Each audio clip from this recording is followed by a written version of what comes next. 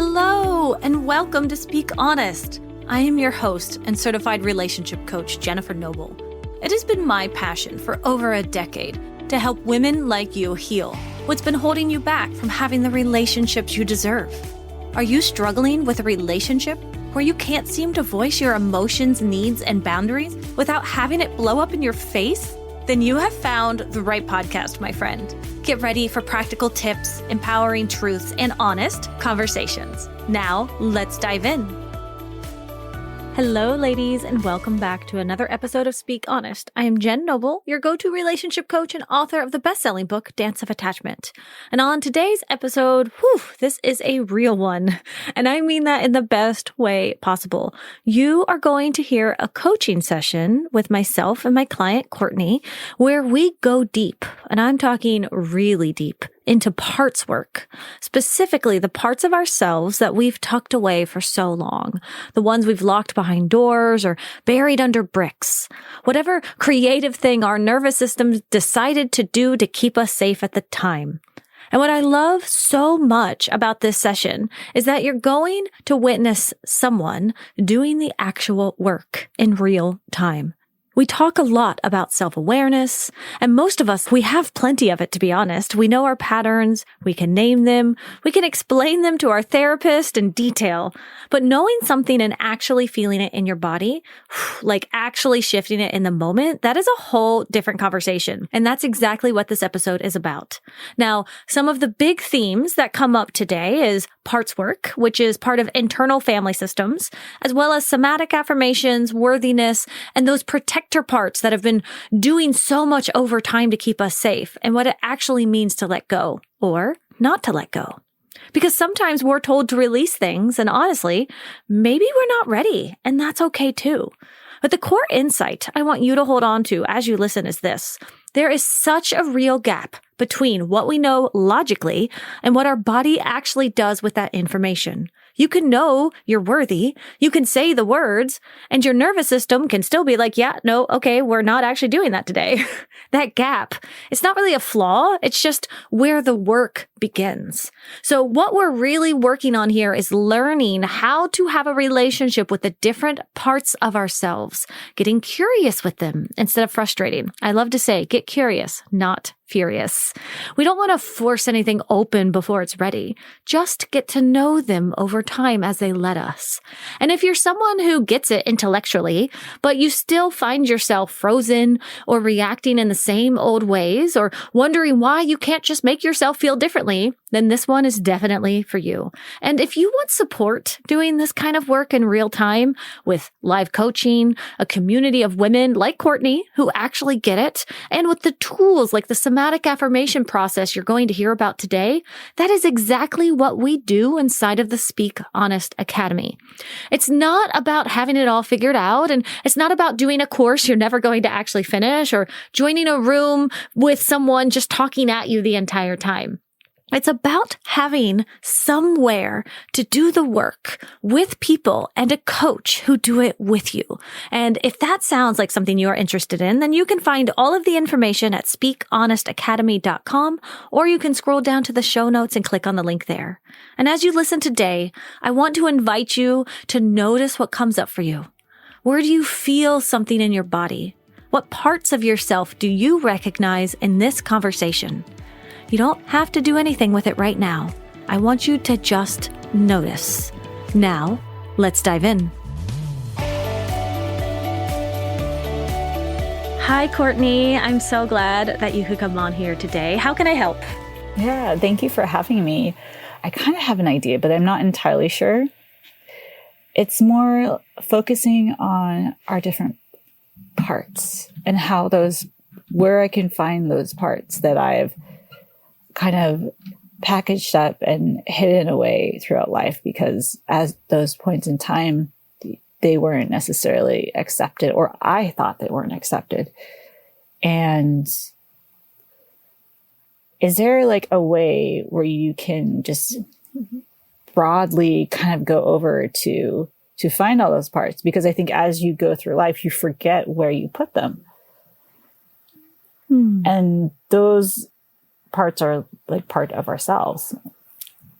And I wonder, is there like a blanket statement where we can just kind of connect with them all and just have them all pop up? And because those were... Is there like a magic word where you could say abracadabra and all your parts go, wee? That would be lovely. Exactly. Like, if you're here, raise your hand. Okay, everyone, listen up. No, that's so much. Well, let's explore this a little bit. So when you're talking about parts work, right, we're talking about internal family systems, which was created by Richard Schwartz. And it's this idea that we all have different parts of ourselves. For anyone listening that's like, what the heck is she talking about, parts? Schizophrenia? No, it's not that. No. It's an actual process that people use in therapy and coaching to help people process through the different parts of themselves. Now, what I hear you asking is there's a way for us to find all the parts of ourselves? Because I know you and I have been working together and you've been wanting to find those hidden away parts, right? Those exiled parts. Is that right? Yeah. Because, and this is just like, when you go through life, if you have those parts and those moments, like, I don't know, say even that you were like a teenager or growing up when you were like a little kid, like you were in middle school and you were having a challenging time, and maybe those areas or how you're behaving wasn't accepted. And so you took that and you kind of wrapped it up and you either hid it away or you blocked it in bricks so they couldn't get out, or you closed it behind a door. Like, there's so many different ways, because we're pretty creative, I think, as humans, of where we can hide our parts. Yeah. And so sometimes I don't think we even remember what those parts of ourselves that we have hide. And I think a lot of those come up as limited beliefs. And that, I think, is something that can make somatic reprocessing so much more difficult. I actually had a little bit of an epiphany today. Tell me. Yeah, please share. So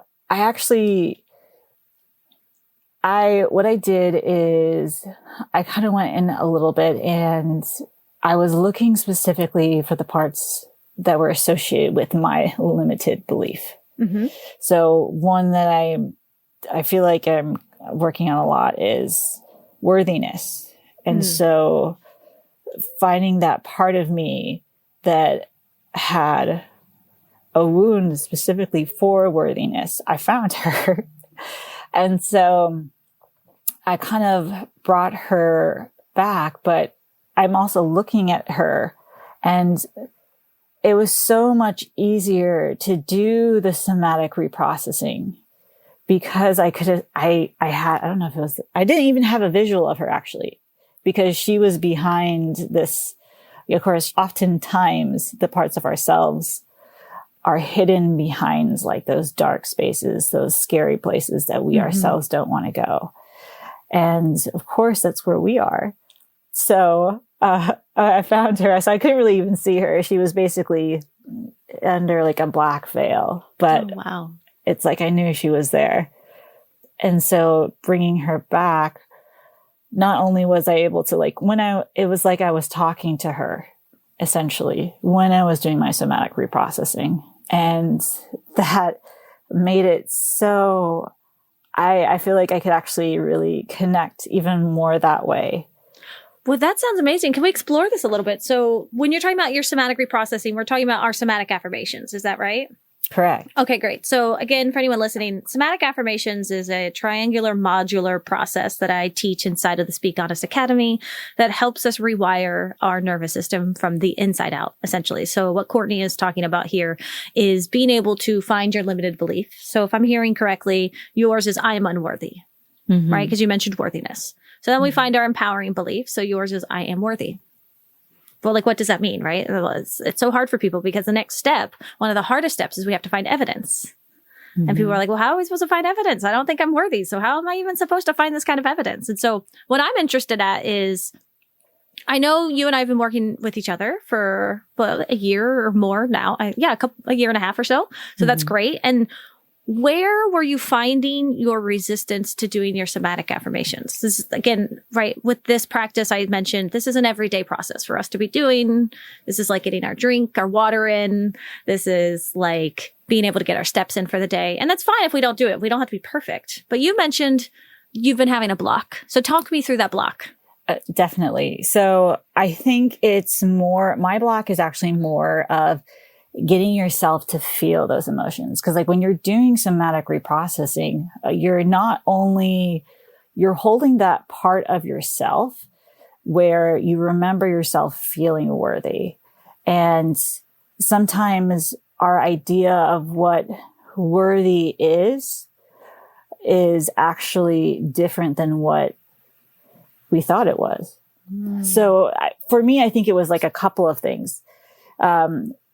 Worthy for me was more like getting the feeling of what it feels like to be worthy, because worthy is such a large statement. You can have it associated with so many different things. Because I know I also have another one of worthy of being loved. And then, because it was interesting before, I know we were talking before about reliable, feeling reliable. Me being a perfectionist, I felt that reliable meant that you had to go above and beyond. And that's not a really realistic thing that a lot of people have for that feeling of what is reliable. Sometimes reliable is just showing up. I mean, it is just, but not sometimes. Like that's what reliable is, right? It's not about going above and beyond. So talk me back to worthy. So where were you getting blocked in terms of doing your somatic affirmations? You said feeling it. So right now you're trying to say, I am worthy. And in this work we do together, it's like, tell me about a time when you felt that feeling inside of you where you were worthy. Now, I will also say, I think I am worthy is one of the hardest ones to do. It is. Because it's an inherent like sense of self. Oh, okay. That explains it. And it's also that I feel like, what does it feel to be worthy? Because you're in so many different parts of throughout life or just throughout the day where you have emotions that are at different levels. So different levels of worthiness, different levels of feeling, or is that feeling even worthiness? Like, what is that feeling that is worthiness? Yeah. And that's where my question to you would be, what does worthy mean to you? Honestly, that's a hard question to answer. And can I stop us down there? Yeah. If we can't answer what worthy means to us, then how do we know we are worthy? Exactly. We've put ourselves, we've put ourselves, and this is a part of ourselves that does it, right? Speaking of parts work, we've put ourselves into this kind of unwinnable loop of, well, I'm not worthy. Great. Well, what does worthy mean? I don't know. Well, then how do you know you're not worthy? Like, how do you know you are worthy? How do you know? This is part of those SMART goals we talk about, right? Yeah. We want them to be specific, measurable, attainable, realistic, and timely. So how do you measure worth? And you know what's interesting for me, what I was doing, at this point, I don't think I was necessarily even actually channeling the feeling. I'm intuitively and more emotional. Mm-hmm. So like I intuit, I feel my emotions before I think logically. And so I think by having that visual of her as a part of me that I'm talking to, by telling them I'm worthy, I can get a better grasp of it. But it's also not only am I like telling myself something that I probably wanted to hear a lot back then growing up, but it's also, it's almost like it's intangible. Mm-hmm. And at the same time, I feel like worthy is acceptance. Worthy is acceptance. I love that. But it's more like that. Not just an acceptance. It's like an acceptance of your existence to a degree. You are just worthy to exist. Yeah. By just existing, you are worthy. That's actually where I want to go. That's where I want to be. Because I feel like that's how it should be, essentially. Like when babies are first born, like you are worthy just to exist by being who you are. Yeah, imagine if we just decided to choose which baby gets help in a hospital and which one doesn't, based on their worthiness. Wait a second. No, when you look at babies, they are all innocent. They are all equal, right? Of course, yes, there's some social aspects to that, which, are problems. But generally speaking, that's how that works. But I think a lot of it is also connection. Like some people, just like some people, like some babies or so, you're going to have more of a connection with. And that, like, you're more attuned to them too, is I think what I'm kind of going with. And I feel like with that attunement, you can understand them more. So I think it's also becoming more attuned with yourself. Mm-hmm. Yeah. So let's dive into I am worthy. And let's look at sometimes when we're dealing with I am worthy, we can look at trying to break it down into I am worthy of what? I am worthy of love. I am worthy of a job. I'm worthy of friends. What comes up biggest for you? So what was interesting is honestly, I was just excited because the fact that I was able to find this part of me that doesn't feel worthy, and to talk with her and basically say like, you are worthy in all these areas of life. And then, I was yawning like crazy. Oh, I love you're yawning. Oh, that's so good. That's such a somatic response to that. Oh, hugely. It's almost like every single one that I did, it was like yawning. And I wasn't able to do that before. I wasn't able to feel that connection. And so that's what I was having trouble with. That's what I think what the block was. Like, I wasn't having that connection with myself. Mm-hmm. And so, but also what was interesting is that when I brought her back, like I could actually see her. There were parts of her that were missing. And even though she's a part of me, there were parts of her that were missing. Yeah. And so, and I know one of those parts, because like you have worthy in general, but you also have offshoots of worthy. Like, I am worthy of being loved. I know that was another part that was missing. So I found that part too while I was over there, and I brought them together and I'm trying to put them back together. Mm. And so, but there's still other parts of her that are missing. Like, I can see her eyes, her nose, but there's no mouth to speak of. And I have no idea what part that would be. And that's kind of where your original question comes in of like, is there a magic word for us to abracadabra her parts to her face? And I love that. And obviously, my answer is going to be no, sorry. Of course. But that being said, here's why. Because we actually wouldn't want our bodies to pull up every single part of ourselves that's been hidden away, because that would be overwhelming, right? So inside of our bodies, we have a thing called a window of tolerance. And that's where we want to be able to keep our healing in at all times. That's why oftentimes people go into certain types of healing modalities and it's just too much for them. And they get into these states of either hyper arousal or hypo arousal, which is basically just activated or deactivated, right? It's basically getting anxious or shutting down. Mm-hmm. Yeah. No, I was going to say, like, that makes sense. Actually, I think also goes into what you talked about how when you have those different parts that you're working on yourself to do somatic reprocessing, you have different degrees of how intense certain limited beliefs are.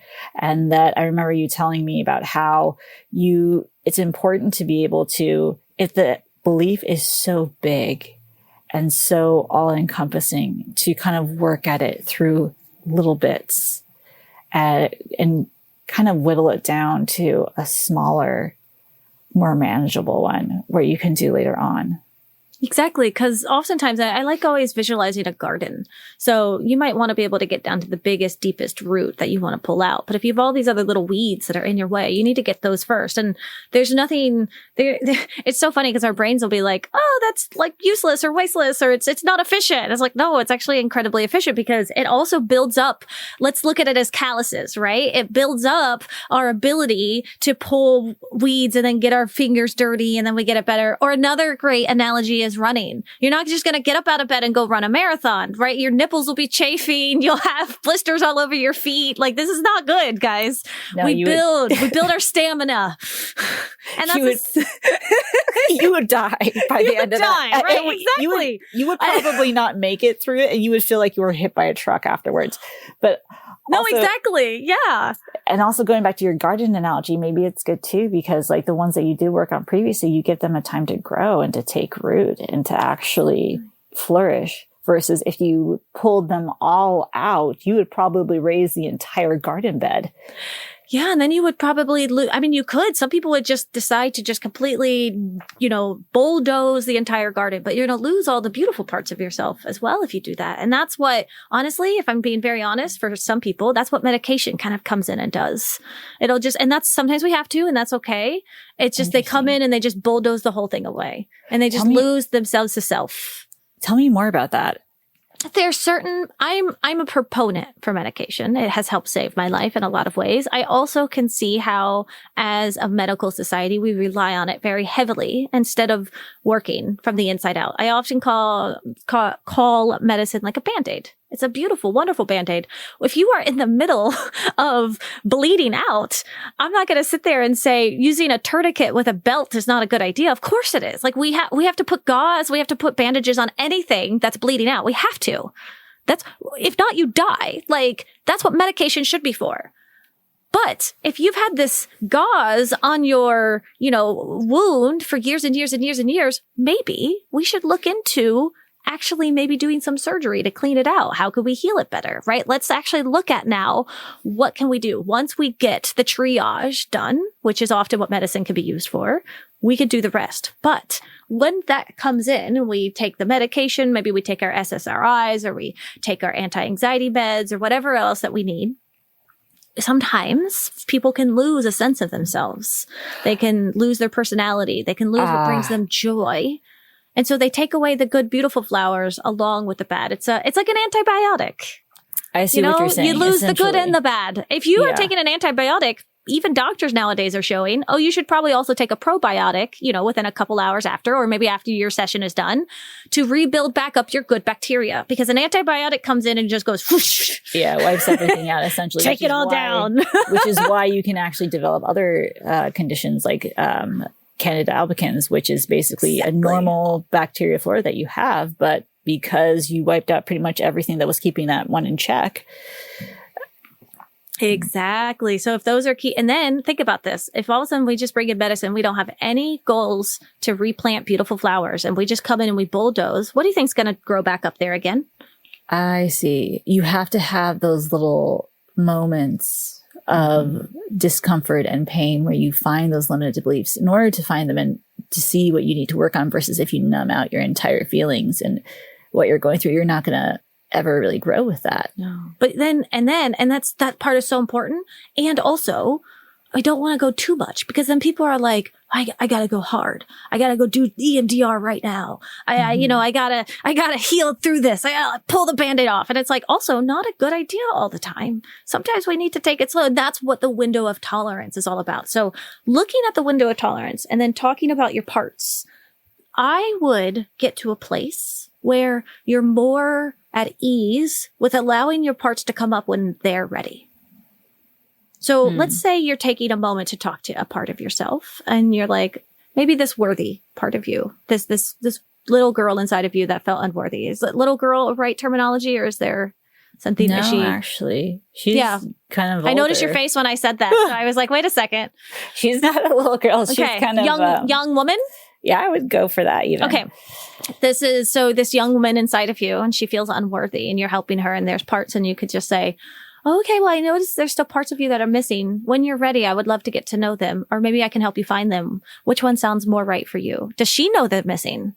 Oh, that's good. Like have that simple conversation. Yeah. Like, do you I love how you said simple conversation. It is. It's so simple, but it's so difficult at the same time, isn't it? I mean, you wouldn't even necessarily think to ask like, hey, you're missing your mouth. Can we talk about where that's like does she know she's missing her mouth right now, right? But then how can you communicate with someone if they're missing their mouth? Lots of ways. We've got signals, sign language, written word, maybe telepath. This is your person. So maybe telepathy. Oh, damn. Okay. She can talk to us in the clouds. The fun part about visualization and creativity. And you have a very vivid imagination, which makes this work very fun. Personally, for I think sometimes both of us. But so if anyone else is sitting out there right now and they're like, oh my God, her words are so beautiful. Trust me, I get it. Courtney has a very vivid imagination. It's beautiful. It's wonderful. If yours is not that way, you are not broken or wrong. Everyone has to learn their own way of healing, which is why we work through this. That's very kind of you. That's also kind of why it's so challenging to find those different parts of ourselves, because I have been very creative and I don't even know how to find the parts that I have vaporized myself. Yeah. So. I know that is true. Sometimes those creative parts of us, there's a part of you that is creative and visual, but also, sometimes she gets a little bit too into the weeds of like, oh, but this has to be this way or something. But not only that, you also have those parts, when yourself and you're like, I want to find those parts. Like, I want to do it. And then your body or your other parts are telling you like, yeah, no, we're gonna stay right here. Can I stop us down there? Yeah. Tell me about that part that wants to find them. Oh, so that's a part of myself as well. Yeah. the fixer, if we can find them, if we can see them, we can we can save them, and we can save ourselves. Save them, and then we can save ourselves. Because I think there's a little bit of guilt there that I have taken these parts of myself, and because other people didn't find them convenient at the time, or I ended up getting in trouble because of that, and being in pain because of that. I took those parts and I hid them away. Yeah. But I also find what is fascinating is that even those parts, it's like your body remembers, because even those parts that I have put away when I was like in high school and middle school, and it's been a long time since then, like I actually don't necessarily remember the form that I put them away in, but I still remember that one time where we had that one session where we talked about, and it actually came back in exactly the form that I put it in that I forgot about. I'm like, oh my God, like I remember this. It was like in the form of a baseball. Oh, wow. And I was like, what the hell? I don't even like baseball. Yeah. Why?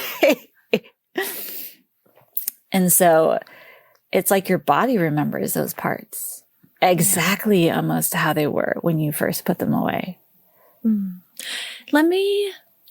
I want to challenge one thing Okay. that I'm hearing you say. I keep hearing you say, I put them away. I'm sensing a part of you put them away.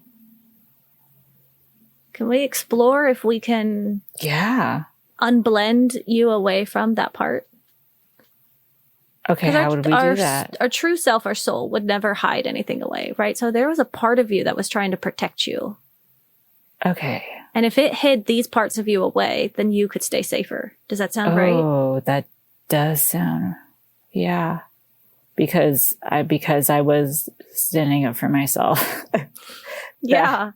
Was considered, shot down from that. God forbid a girl stand up for herself, right? Yeah. And this part of you, she's smart. She was like, no, we can't have this. We can't have Courtney defending herself like this. We need to shut this down. We are going to lock them away right now. Can we ask that part?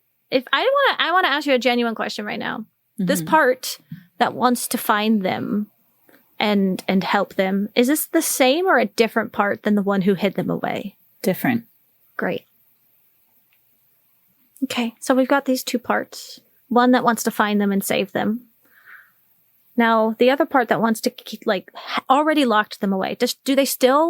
Are they fighting this? Do they still want to keep them locked away? Or is she understanding it's time for them to come out? Oh, no. She's still there's definitely some resistance. Okay. Beautiful. But it's interesting too. It's it just feels so much more heavy. Talk me through that. It's almost like they're saying they need to be locked away. They need to be locked away. Why? Can I talk to that part of you? Would that be okay? Does she feel comfortable speaking with me right now? Sure. Okay. Why do they need to be locked away?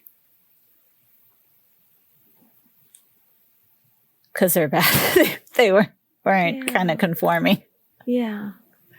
You're right. You know what? I'd like to say this part of you. Thank you for keeping Courtney safe. Thank you for all the work that you did in helping these parts be somewhere that wouldn't affect Courtney in that moment. But it's not helping Courtney anymore. Would it be okay when you're ready to start maybe letting a couple of these out? You could maybe help us find them? It almost she feels like she doesn't have control over that anymore. She doesn't necessarily have control about. She's like, this is out of my jurisdiction, guys. She doesn't have control about letting go or anything. Okay. Actually, which is really interesting. No, that's good to know. Is there any way that she would like to help us, or is she just I think she's the one who needs help. Okay. Yeah, what kind of help does she want? How do I let go? How do you let go? Let go of what, sweetheart?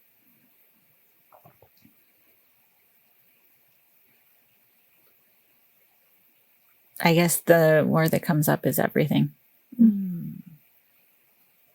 Let go of everything. That's a big. And thing. I think I hear that a lot too. I think I'm often being kind of like told you need to learn to let things go. Oh. Yeah, 'cause So it's easier for other people if you don't hold them accountable, isn't it? yeah. Yeah. Or Well, it's like you focus on something. what if I want to encourage this part of you to hold on as tight as you can? Would she be okay with that? She's kind of surprised. Yeah. Like, what? Like, baby girl, you don't have to let go of anything you don't want to let go of.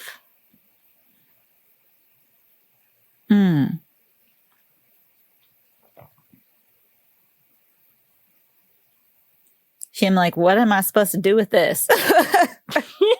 Oh, she's sassy. I like what am I supposed to do with this then? I mean, if your whole life has existed to try to let go and I just told you you didn't have to anymore, then girl, go to the sun, go to the beach, go see a sunset, enjoy your life. You don't have to do anything. What do you want to do? Oh, interesting. It's like, it feels kind of like hard and heavy and almost like you're going through molasses. Like slow. It's like everything is kind of just, you're trying to push yourself through this heavy field that's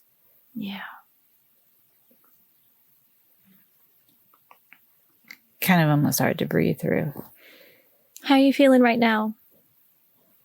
I'm okay. Okay. This molasses feeling, is a part of you going through it right now, or is your whole body going through it right now? Just a part. Mm-hmm. Which part? That same part. Okay. No. What does she need right now? Just as we're kind of wrapping up for today. I just want to know, like, is there a safe space she could be put into right now where she doesn't have to stay in molasses? Or does she want the molasses? I want to double check that she gets what she wants. I think she wants to try and get out of the molasses. She wants to try and get through this. So, but then how can you have a same part of yourself with all these different things in one part? Yeah, that's a good question. Let's answer that after we find a safe space for this part of yourself. So where does she want to, can I like reach out a hand and help her out of the molasses and maybe put her onto like a stone on the side? What does she need? Interesting. She was thinking like, is that possible? Yeah. So that she doesn't necessarily have to be in that molasses. She can go back in if she wants to, but we can also help her out for right now. She would rather get out. Okay. It's almost like, I think what that molasses actually is the whole concept of letting go, or like because she's like, how do I let things go? It's like, I don't understand how. And so I think she's kind of stuck in that. Well, and the truth of the matter is she might have to get back into the molasses and she might have to work through whatever it is that needs to be worked through to get to the other end of her path. And that's okay. But for right now, she can take a break if she wants to. If she wants to stay in the molasses, that's okay. But if she'd like to come out, sit on the side, rest a little bit, we'll get her some water. The next time we go back in, we'll come back into the molasses and we'll finish her journey. I pulled her out already. She's kind of collapsed on the ground. Good. Let's put a little blanket around her. Let's give her some water. Make sure she feels safe, and then we'll kind of come back up to the surface and wrap up and answer any last minute questions. Yeah, I think she feels at fault and she feels blame, and that's probably why. That, sweetheart. Oh, sweetheart, I get that so much. It's okay. She was doing the best she could with the information she had at the time. She protected you in so many ways. She is your biggest protector and supporter. She is at no fault right now. She's worked her ass off to keep you safe. And I'm so, so happy that you have her. Interesting. A part of me kind of went up and was like, no, she's not. I'm like, no, I'm not happy. You don't have to, for you, it's a lot. For me, at looking inward, I can see how just passionate she was to protect you. Interesting that I can't see that as much. It's okay. It's hard. You have a lot going on in your head. It's a lot. But it's like I remember the passion for when it was. Mm-hmm. Actually, she still is probably showing a lot of passion and trying to keep and hold on to that. It's really hard to see when people are trying to help us. Hell, like, I don't want my personal trainer yelling at me to like go faster, and I'm like telling him to shut up, but I know he's doing it for my best. Like, but I still want him to shut the hell up. Like, you know, like that's that. But as we come back up to the surface, I just want you to check in with your body. Just check in with your soma right now, like your external physiological body. Just, does anything need any attention? Just make sure you feel safe to come back up and be more intellectual again.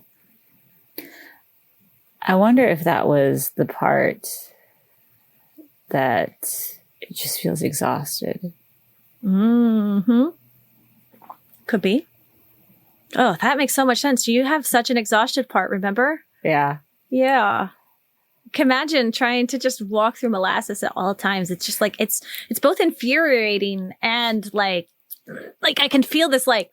Not just that. Yeah. And not just that, but like if you are in yourself trying to work through these parts and to heal these parts and to talk with them and it's unearthing them, you're going against what that protective part is doing. Mm-hmm. Yeah. And so that exhaustion may be just them trying to hold on, and you're telling them to let go, and they're like, I have no idea how to let go. The fun part about getting to know our parts, it's a bit like running a management or like corporate. Everyone's going to have a lot of ideas about how things should be run. And eventually we're going to have to just be the big CEO of our bodies and say, guys, this is what we're working on today. So as I say that, I actually would like to know, Courtney, what would you like to work on this week? This week? Like, what's your homework going to be after this conversation so we can keep implementing this? I think what I'm going to do actually is to have more conversations with myself and the different parts of me and just kind of get to know, to understand. Get to know and to get to understand them. Beautiful.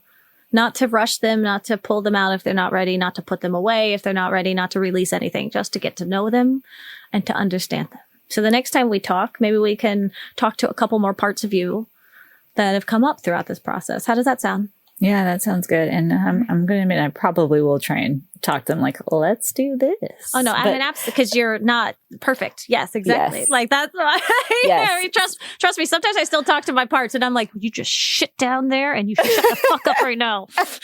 We don't have time for you right now, part. Oh my gosh, I love you. And then I have to go back and be like, I'm so sorry I talked to you that. It's like I'm talking to my own son. It's like, I'm so sorry I talked to you that way. That was unprofessional and uncalled for. Please, what do you need to be? I apologize to my parts. Yes, apologizing to yourselves. Yeah, no, absolutely. That's huge. We're not perfect. And we focus so much on apologizing to other people that we forget to apologize to ourselves. We forget to, what a beautiful way to wrap us up. Apologize to yourselves today. That's beautiful. All right, Courtney, I'll wrap us up there. Is this a good place for us to wrap up right now? Mm-hmm. Beautiful. All right, well, I will speak with you next week. Take care. That was such a beautiful session with Courtney. Just wow. And I just want to take a moment to acknowledge what she actually did in there, because she came in with a question that a lot of us have. Is there a magic word? Is there some kind of abracadabra that can make all of your hidden parts just whoop, magically show up? And instead of getting the answer that she wanted, because there isn't one, right, she stayed in the conversation anyway. She went looking for a part of herself that felt unworthy. And she found her. She couldn't even fully see her. She was under this dark veil, but she knew she was there and she stayed with her. And that is the work. That is what counts. And it wasn't neat and tidy. And there was a moment where Courtney was trying to describe, what she was feeling. And the only word she had for it was molasses. Like she was trying to move through something thick and heavy and hard to breathe through. And that right there, that is her nervous system talking. And she stayed with it. She let that part of herself be pulled out of the molasses, wrapped in a blanket and given some water. I just love that visualization so much because this is what healing actually looks like. Tending to the parts of yourself that are exhausted from holding on for that long. Showing up even when the path forward feels slow and heavy. Now, one of the things I really want to highlight is this idea of noticing and staying present. Because Courtney had this really honest moment where she realized she couldn't even define what worthy meant to her. And we got more curious about it together because when you can start to define what worthy actually feels like for you, you begin to recognize it when it shows up. And now that pause right there, that willingness to look at it, that right there is where everything started to open up. Because your emotions are giving you something to work with. They are information. And when Courtney felt that heaviness, that molasses feeling, that was her nervous system communicating to her. That protective part was saying, I don't know how to let go. I've never been shown how. She felt resistance to bringing her parts back out, and that was also meaningful too because that part had been keeping her safe for years. She needed to be met with patience and with curiosity and with care. It's so different than meeting it with exhaustion and impatience and hurry, hurry, hurry, get it over with. And even the exhaustion that came up near the end, that was her body telling her something important. That this is what it feels like when one part of you is reaching towards healing and another part is holding on with everything she's got.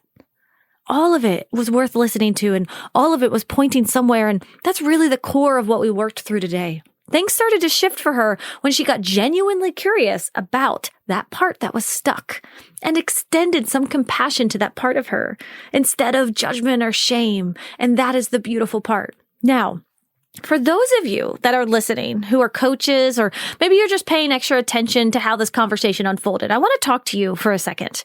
Now, you might have noticed that a few moments came up where I slowed things down.